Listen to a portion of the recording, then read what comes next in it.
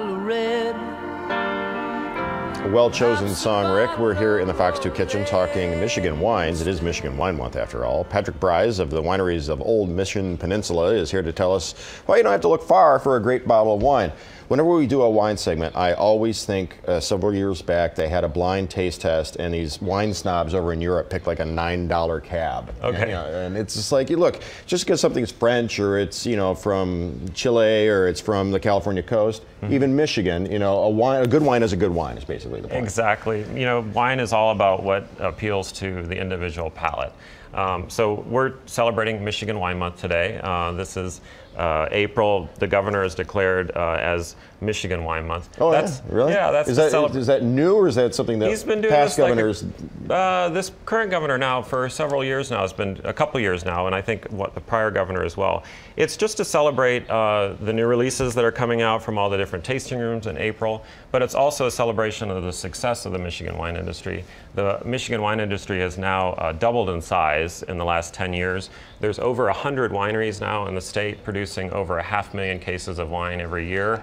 Over 2 million visitors to Michigan tasting rooms annually. Right, and having lived in Traverse City for a brief time, I remember it was a big thing to go out on the peninsula, go to the wine tastings, go to different wineries and whatnot. What are the preconceived notions that have been wiped out about Michigan wine? I think that as any emerging wine region comes online, people are skeptical at first. Wine definitely has some fashion to it, and so we definitely, I think people are starting as they come and they taste the wine, they experience the beauty of the wine country in Michigan, that they're really starting to become major fans, and that's why you've seen the growth of the industry. Okay, you have brought some, was it charcuterie? Is that what we Charcuterie, yeah, and cheese. We're going to do a little assembly of just a basic charcuterie and cheese board 101, so to speak. This would be accompaniment for the wine, so you don't get totally smashed after a few glasses. Exactly. It's fun to do with friends. It's a good lunch between two people, and it's just a great accompaniment to wine, obviously. All right, I'll step out of the way and you do your thing. I'll switch places with you. Okay, so what we got is just a blank board here.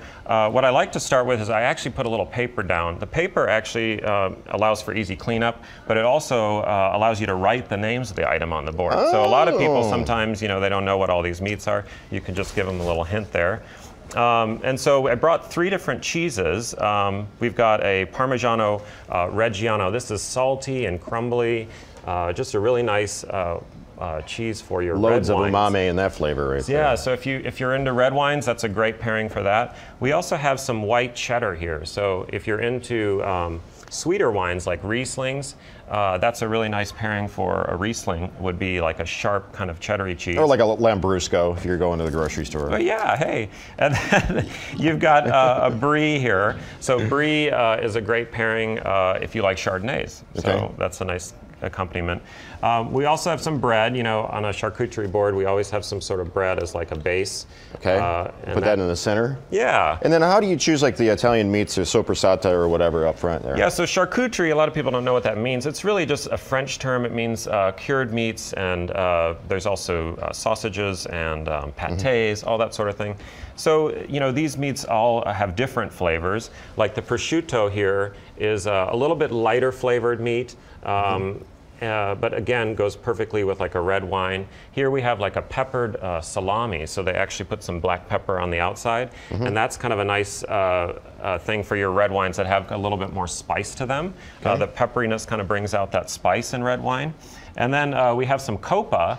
Copa is actually thinly sliced pork shoulder, so that's kind of a nice again, for red wines. All the meats are really going to go well with the red wines. So you'd want to serve that at your cabana. And Rita should be there too, right? Right. Okay. So let's get to the wine in the time that we have left. Okay. So we have some Pinot Noir here from Brys Estate.